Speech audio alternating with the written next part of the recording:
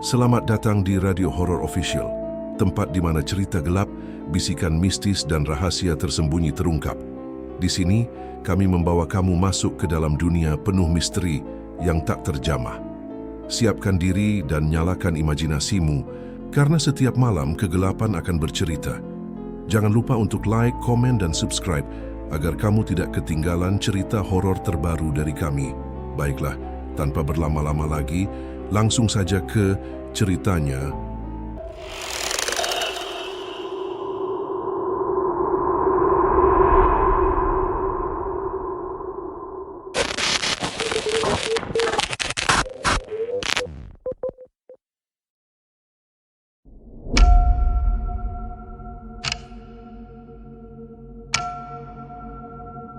Arif baru saja pulang dari perantauan. Hari itu ia nekat mengendarai motornya sendirian dari kota menuju kampung halamannya. Jalan yang harus dilalui adalah alas roban, hutan lebat yang sudah terkenal angker. Waktu sudah menunjukkan pukul 11 malam. Jalanan sunyi, hanya ada suara mesin motor dan memancarkan angin yang berhembus menembus dedaunan. Lampu jalan jarang sekali terlihat, hanya beberapa tiang lampu tua yang redup, seolah nyaris padam. "Ah, sedikit lagi sampai, semoga saja aman," gumam Arif sambil menambah kecepatan. Namun, semakin masuk ke jalur hutan, hawa terasa berbeda. Angin malam semakin dingin menusuk tulang, dan suara binatang malam yang biasanya ramai kini tiba-tiba hilang. Yang tersisa hanya kesunyian aneh, sunyi yang membuat bulu kuduk merinding. Di kaca spion, Arif merasa seperti ada bayangan gelap yang mengikuti dari jauh. Ia menoleh sekilas ke belakang, tapi jalan kosong, hanya kabut tipis yang mengunci aspal. Beberapa kali, motornya seperti kehilangan tenaga, tersendat tanpa alasan. "Sial, jangan dipukul di sini," keluhnya panik. Jauh di depannya, Arif melihat asap samar mengepul dari pinggir jalan. Dari balik kabut, ia melihat cahaya kegelapan seperti berasal dari sebuah bangunan kecil. Ia mengerutkan dahi. "Warung? Kok ada di tengah hutan begini?" pikirnya heran. Perutnya terasa lapar, tenggorokannya kering. Meski hatinya ragu, motor itu seakan menuntunnya ke arah cahaya tersebut. Ia pun mulai mengurangi kecepatan, menepi ke sumber cahaya, tanpa sadar sedang melangkah masuk ke dalam jebakan mencekam yang sudah menunggunya. Arif memelankan motornya. Dari balik kabut tipis, tampak sebuah bangunan sederhana berdiri di pinggir jalan. Warung pecel lele dengan atap seng berkarat dan lampu talkshow yang melintasi ayun diterpa angin malam. Yang membuat Arif merinding, warung itu terlihat sangat kontras dengan sekelilingnya. Di kiri kanan hanya hutan lebat, tapi warung itu berdiri sendiri, seolah muncul begitu saja. Ia yakin sebelumnya tidak pernah ada warung di jalur ini, padahal ia sudah sering melewati alas roban. Di depan warung, ada papan kayu tua bertuliskan cat merah pudar. "Pecel lele alas roban buka 24 jam. Arif mengernyit. "Aneh, siapa yang mau buka warung di tempat serem begini?" gumamnya. Tapi rasa lapar membuat logikanya sedikit terabaikan. Ia memarkir motor di dekat warung. Saat turun, ia merasakan tanah becek seperti lumpur, padahal hujan tidak turun sejak sore tadi. Bau amis samar juga ikut tercium dari arah dapur. Ketika melangkah masuk, kursi-kursi kayu reot tampak berjejer. Ada meja panjang dengan taplak kotor bercak noda yang sulit dikenali apakah itu bekas saus atau sesuatu yang lain. Lampu omong-omong berkedip pelan, menyoroti bagian dalam warung yang sempit. Suasananya terasa dingin menusuk, tidak wajar untuk ukuran warung makan. Arif memandang sekeliling, dan baru sadar, ada beberapa orang duduk di kursi. Mereka tampak diam menunduk, wajahnya tertutup bayangan, tak ada yang berbicara ataupun menoleh. Tiba-tiba, dari balik tirai dapur, Muncullah seorang ibu parubaya dengan senyum lebar yang entah kenapa membuat jantung Arif berdegup lebih cepat. "Silakan, Mas, mau makan apa?" "Pecel lelenya baru matang, masih hangat," sapanya dengan suara pelan namun serak, seolah-olah dibuatkan ramah. Arif menelan ludah, mencoba tersenyum kembali. "Baik, Bu, 1 pecel lele ya." Tanpa sadar, ia sudah duduk di kursi reot itu, terjebak di awal malam paling menyeramkan dalam hidupnya. Arif duduk di kursi kayu yang sudah rapuh, terasa berderit setiap kali ia menggeser duduknya. Tangannya bergetar halus, entah karena lapar, atau karena hawa aneh yang sejak tadi terus menghantui. Ibu penjual itu mendekat. Cahaya lampu malah redup menyoroti wajahnya. Kulitnya tampak tipis, seperti orang yang lama sakit. Bibirnya tersenyum, tapi senyuman itu terasa kaku, tidak natural, seolah dipaksakan. "Sendirian, Mas?" tanyanya sambil menata piring kosong di hadapan Arif. "Iya, Bu. Lagi perjalanan pulang ke kampung," jawab Arif singkat, mencoba terdengar biasa. Namun terbentuknya mata ibu itu membuatnya semakin tidak nyaman. Mata itu terlihat sayu, namun di dalam sorotnya ada sesuatu yang dingin. Dingin seperti pemandangan kosong orang mati. Arif menoleh ke arah pelanggan lain. Beberapa orang duduk di meja sebelah, tubuh mereka diam membeku. Tak ada suara sendok, tak ada percakapan, tak ada gerakan. Semua hanya menunduk menatap piring masing-masing. Anehnya, dari jarak Arif duduk, ia tidak bisa dengan jelas melihat wajah mereka. Seolah-olah wajah-wajah itu tertutup bayangan gelap, meski lampu warung cukup terang. "Lapar ya, Mas? Tenang saja, di sini semua tamu pasti kenyang." Suara ibu penjual itu pelan, namun ada nada aneh di ujung kalimatnya yang membuat bulu kuduk Arif berdiri. Arif mencoba tersenyum kecil. "Iya, Bu, kebetulan belum makan dari sore." Si ibu lalu berjalan kembali ke dapur. Tapi langkahnya terdengar aneh, seperti menyeret kaki, sementara suara sandal kayu yang dipakainya terpampang jelas di lantai warung yang lembab. Arif mencoba menenangkan diri, menatap meja kayu di hadapannya. Namun semakin lama ia duduk, semakin terasa hawa dingin menusuk tulang, seperti ada sesuatu yang mengintip dari balik kegelapan warung itu. Dan yang membuatnya benar-benar tidak enak, dari arah pelanggan lain terdengar suara napas berat. Seperti seseorang yang sedang berusaha menahan sesuatu. Arif mulai berpikir, ada yang tidak beres dengan warung ini. Arif mencoba memberanikan diri melirik lagi ke arah pelanggan lain. Ada 4 orang yang duduk di meja panjang di sebelah kirinya. Dari jarak pandang mereka tampak seperti orang biasa, namun semakin lama diperhatikan, semakin jelas ada sesuatu yang tidak wajar. Seorang pria mengenakan jaket lusuh, kepalanya terus menunduk menatap piring kosong, seolah sedang menunggu makanan. Seorang perempuan di sebelahnya duduk kaku, kedua tangannya terkepal di pangkuan, tapi tubuhnya tidak bergerak sama sekali, benar-benar diam seperti patung. Arif menelan ludah. Ia mencoba menajamkan pandangan untuk melihat wajah mereka, tapi anehnya, cahaya lampu jingga tidak pernah benar-benar menyentuh wajah mereka. Bagian kepala seolah selalu tertutup bayangan gelap, meski meja mereka ada tepat di bawah lampu. Tiba-tiba salah satu dari mereka, seorang lelaki tua, mengangkat wajah. Arif terhenyak. Wajahnya pucat pasi, matanya kosong tanpa bola mata, hanya putih bersih seperti kapas. Lelaki itu tersenyum tipis, lalu kembali menunduk, seolah tidak terjadi apa-apa. Jantung Arif berdetak semakin kencang. Tangannya berkeringat dingin. Ia ingin bangkit, tapi kakinya terasa berat, seperti menempel di lantai. Suara berderit dari dapur terdengar lagi. Ibu penjual keluar membawa sepiring nasi pecel lele. Bau aneh yang aneh semakin kuat, membuat Arif hampir mual. "Ini, silakan dimakan, Mas.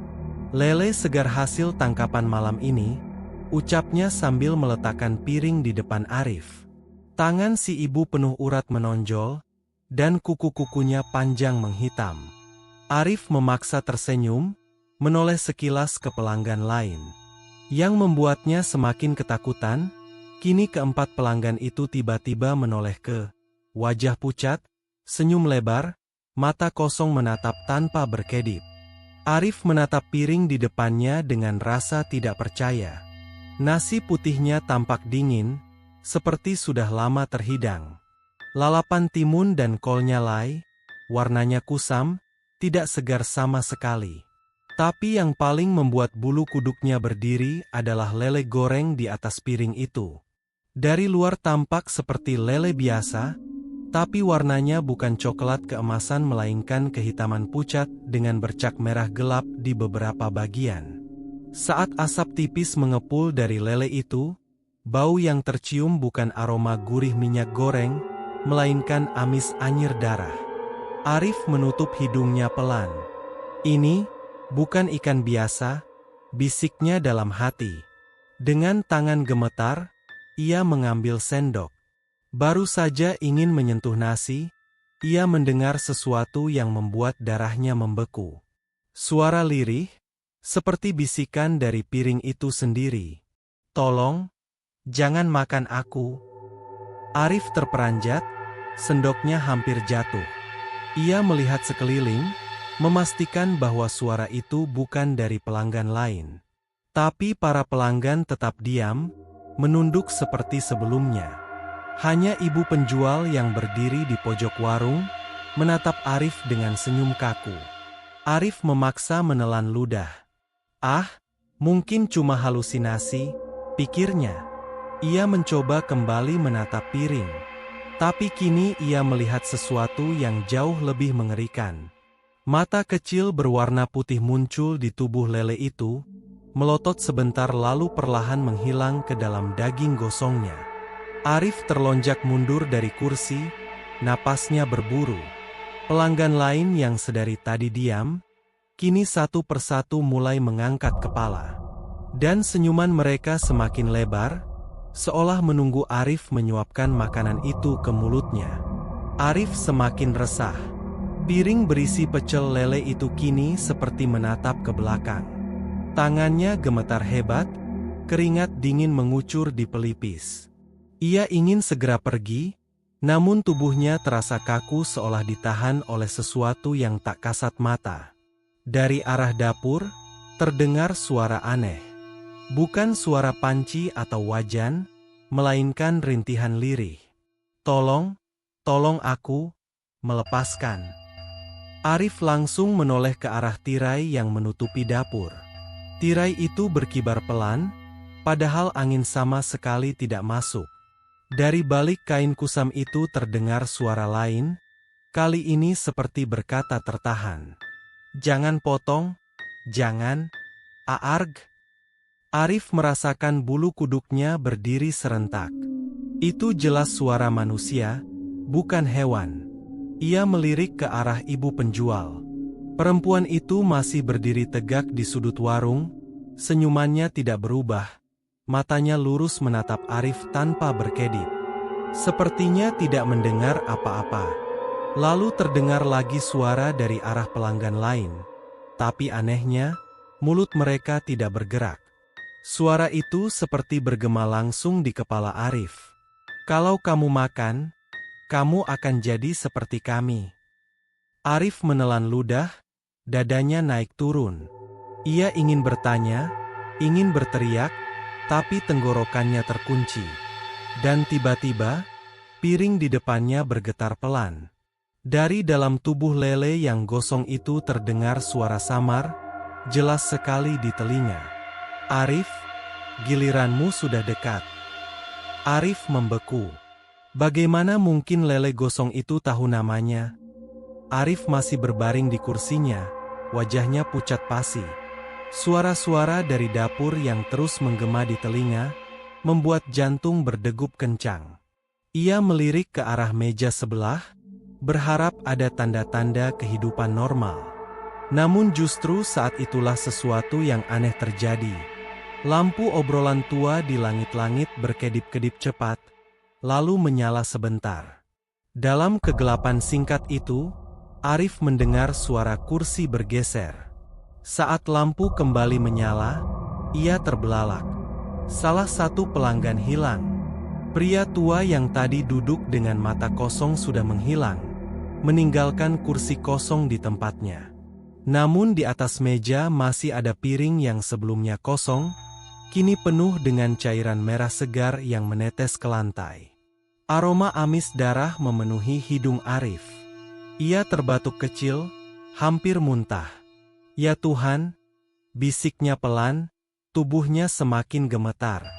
Yang lebih menyeramkan, 3 pelanggan lain yang masih duduk kini serempak menoleh ke arah Arif.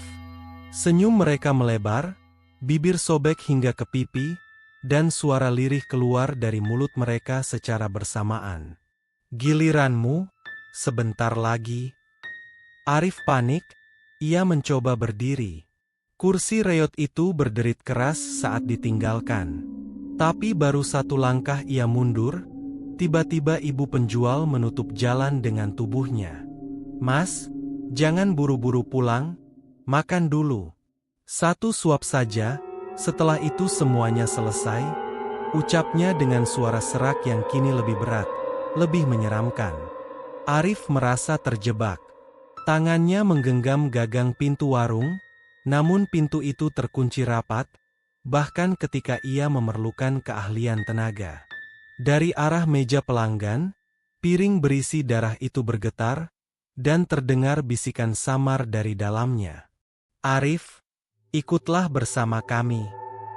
Arif berdiri terletak di depan pintu yang tak mau terbuka. Jantungnya berdetak liar, keringat dingin membasahi tubuhnya. Ia perlahan berbalik, dan pada saat itu, ibu penjual yang tadi tampak ramah kini berubah menakutkan. Senyumnya semakin lebar, terlalu lebar hingga pipinya robek. Giginya bukan lagi gigi manusia, melainkan tajam runcing seperti deretan pisau kecil.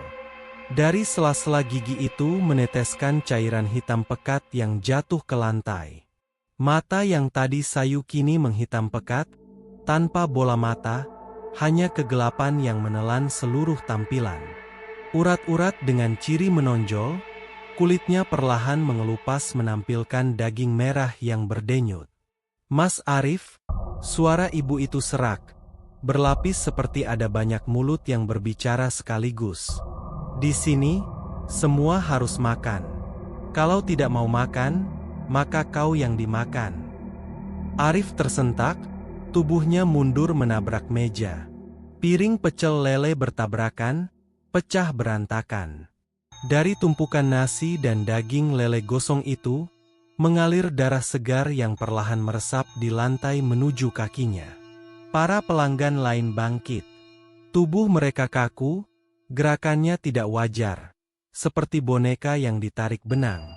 Wajah pucat, mata kosong, dan senyum sobek terus menatap Arif tanpa berkedip. Arif mencoba berteriak, tapi suaranya tercekat. Pintu tetap terkunci rapat, jendela warung kini tertutup papan kayu dari dalam. Ia benar-benar terperangkap. Ibu penjual melangkah maju.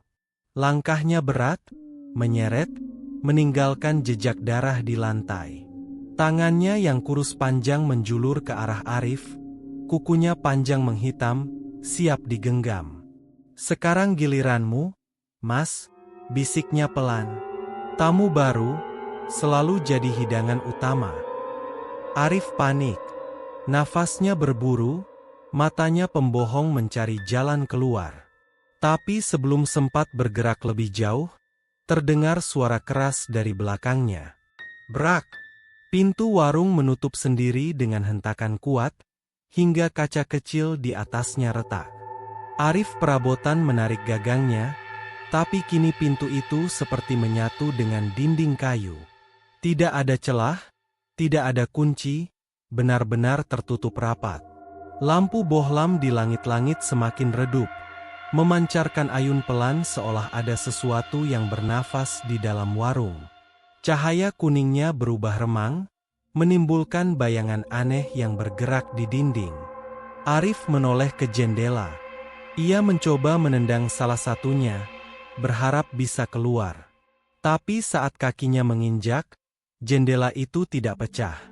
Justru papan kayu hitam tiba-tiba menutupinya dari luar, menutup rapat, membuat warung itu kini seperti peti mati. Suasana semakin sesak. Hawa dingin berubah menjadi panas pengap bercampur bau amis menusuk hidung. Dari lantai, cairan merah terus merembes, mengalir membentuk pola aneh yang berkilat samar seperti simbol kuno. Pelanggan lain mulai bergerak mendekat. Tubuh mereka berderak, tulangnya bergemeretak seakan hampir patah. Mereka mendekati Arif dengan langkah terseret, sambil mengeluarkan suara serak yang mengerikan. "Jangan lawan, ikut saja bersama kami, ikut, ikut." Arif mundur terpojok ke dinding, tubuhnya bergetar hebat. Sementara itu, ibu penjual sudah berdiri di tengah ruangan. Tangannya menjulur tinggi, dan tiba-tiba dari langit-langit warung jatuh tetesan darah yang langsung mengenai meja-meja di bawahnya. Lalu seluruh ruangan berubah. Dinding kayu warung melengkung, berubah menjadi hutan pekat dengan pepohonan besar yang berdesir tanpa angin. Tirai dapur pun menyala, menampilkan kegelapan pekat yang tampak hidup, seolah-olah itu adalah mulut raksasa yang siap menelan siapapun yang masuk. Arif ternganga, tubuhnya kaku.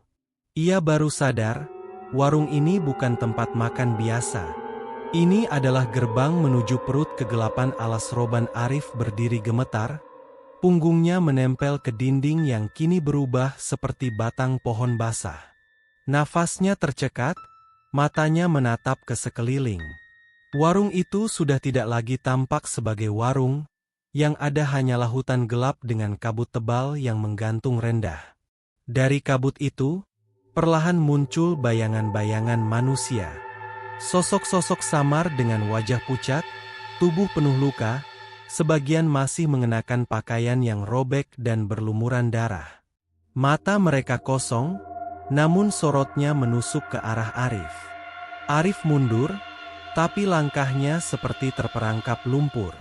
Bayangan-bayangan itu semakin mendekat, berbisik lirih dengan suara yang parau.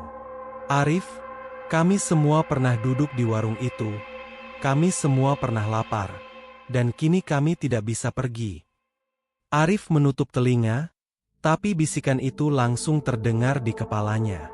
Suara-suara itu berganti menjadi teriakan, tangisan, bahkan suara anak kecil yang memanggil ibunya. Di antara mereka, satu sosok melangkah paling depan. Seorang pria muda dengan helm motor masih menempel di kepalanya, pecah penuh darah. Dari mulutnya mengalir cairan merah, namun ia masih bisa berkata, "Dulu aku juga mampir, cuma ingin makan sebentar. Tapi lihatlah aku sekarang. Kau akan jadi berikutnya." Arif menjerit, tubuhnya gemetar hebat. Ia berusaha berlari, tapi jalan di hadapannya terus berulang, seperti lingkaran. Setiap kali ia melangkah, bayangan korbannya semakin banyak, memenuhi sekelilingnya. Mereka menunjuk ke arah Arif, jari-jarinya panjang, hitam, penuh luka bakar. "Jangan melawan, ikutlah bersama kami. Biarkan tubuhmu jadi hidangan, biarkan rohmu terjebak di sini." Arif merasa dunia berputar. Pandangannya kabur. Kabut semakin menebal, menutup jalan keluar. Dan dari perasaannya, terdengar suara ibu penjual, lebih serak dan menggema, seperti keluar dari seluruh arah. "Tidak ada yang pergi dari warungku, semua tamu harus tinggal selamanya." Arif memejamkan matanya erat-erat, mencoba melawan rasa takut yang hampir membuatnya pingsan. Jeritan dan bisikan para arwah bercampur menjadi satu, menggema di kepalanya. Tubuhnya sudah lemas, namun canggung untuk bertahan hidup masih tersisa. "Tidak, aku harus keluar dari sini," desisnya dengan suara parau. Dengan sisa tenaga, Arif menerobos bayangan yang terus mendekat. Setiap kali sentuhannya menyentuh mereka, hawa dingin menusuk tulangnya, membuat jantung hampir berhenti berdetak. Namun ia terus berlari, kakinya menghantam lumpur pekat yang entah sejak kapan menutupi lantai warung. Lampu SP di atas kepala meledak peraang, dan seketika semuanya gelap gulata. Dalam kegelapan itu, ia hanya mengandalkan perasaan. Nafasnya terengah-engah, sesaknya seperti ribuan tangan gaib mencekiknya. Tiba-tiba, sebuah celah kecil terlihat di jarak jauh, cahaya lampu jalan raya. "Jalan! Itu pasti jalan!" teriak Arif dalam hati. Ia berlari sekuat tenaga menuju cahaya itu, sementara di belakang terdengar suara-suara melengking. "Jangan pergi, kau milik kami, milik kami." Tangannya meraba-raba, tubuhnya menabrak sesuatu yang keras. Dengan teriakan terakhir, Arif menghantam cahaya itu dengan seluruh kekuatan. Braak! Tubuhnya terlempar keluar. Ia jatuh terguling di aspal keras, napasnya berburu, peluh bercucuran. Saat menoleh ke belakang, matanya melebar. Warung pecel lele itu sudah hilang. Yang tersisa hanyalah pohon besar angker di pinggir jalan, dengan akar menjalar seperti tangan yang ingin meraih. Di salah satu dahannya, kain kafan putih compang-camping tersangkut, berkibar diterpa angin malam. Arif gemetar hebat. Ia benar-benar yakin ia terperangkap di dunia lain. Arif masih tergeletak di pinggir jalan raya Alas Roban, napasnya memburu. Mobil-mobil melaju dengan cepat, tapi entah kenapa tidak ada satupun yang berhenti meski jelas ia terlihat seperti orang yang baru saja mengalami kecelakaan. Tangannya bergetar, mencoba meraih ponsel dari saku.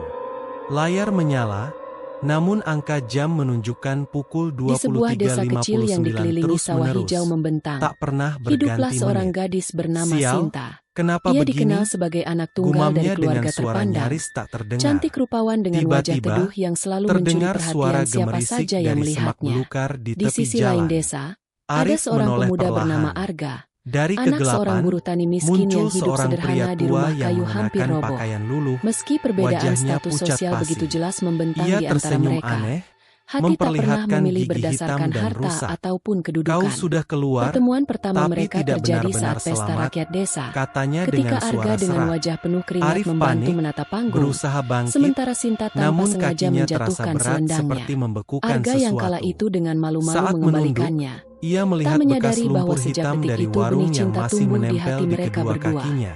Seiring Dan waktu, lumpur itu bergerak hubungan mereka sendiri, semakin erat. menimbulkan naik Mereka sering seperti bertukar hidup. senyum saat Pria berpapasan, tua itu lalu mendekat, diam-diam bertemu di matanya tempat-tempat kosong sepi menatap agar tak Arif. menjadi bahan gunjingan Warung warga. itu Cinta selalu mereka lapar. bersemi, "Kau bukan sudah karena diberi kemewahan rasa atau takutmu. janji-janji kosong, Sekarang melainkan giliran karena tubuhmu." ketulusan hati yang murni, Arif sederhana, berteriak dan histeris, apa adanya. mencoba menendang, Kebahagiaan namun semakin yang keras mereka ia rasakan melawan, tidak pernah berjalan lumpur itu mulus. semakin cepat Orang tua melilit Sinta, tubuhnya. terutama Hingga ayahnya yang hitungan keras dan detik, berwibawa, sebagian sangat tubuhnya menentang sudah hubungan tenggelam itu. di tanah Bagi aspal yang keluarga berubah Sinta, menjadi nama lembek. baik dan Di kehormatan jalan jauh raya, lebih penting daripada suara klakson kebahagiaan truk sang menggema, anak.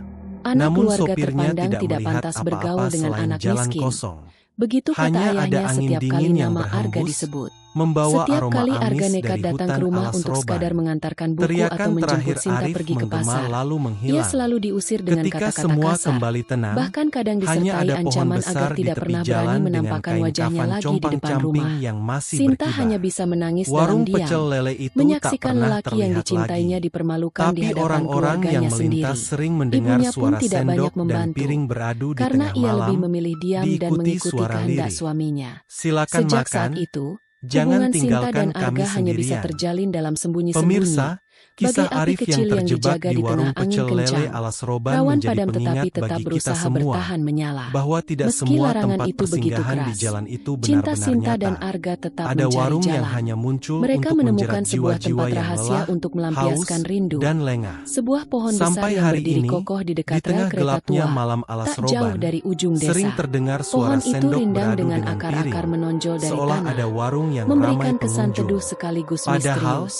jika Di Anda sanalah berhenti, mereka kerap duduk yang berdua, ada hanya pohon saling besar bercerita dengan kain tentang kafan mimpi-mimpi yang tak berani compang-camping mereka yang ungkapkan digantung di di hadapan dahannya. orang lain. Hati-hati Sinta bila sering membawa melewati bekal alas kecil berupa Seroban nasi di malam bungkus atau hari. jajanan pasar. Jangan sembarangan Lalu mereka singgah di makan warung bersama yang sambil tidak tertawa jelas pelan. asal-usulnya. Takut suara mereka Bisa terdengar jadi, orang lewat. Anda bukan hanya Sesekali, membeli makan, suara kereta melintas tapi membuat justru tanah bergetar, menyerahkan jiwa dan Anda mereka sebagai berdua hanya hidangan. saling menatap sambil Selamat menggenggam tangan malam, lebih erat. dan Seolah getaran selamat itu menjadi mencoba tidur pengingat dengan bahwa dunia tenang, di luar sana bila tidak pernah bisa. benar-benar menerima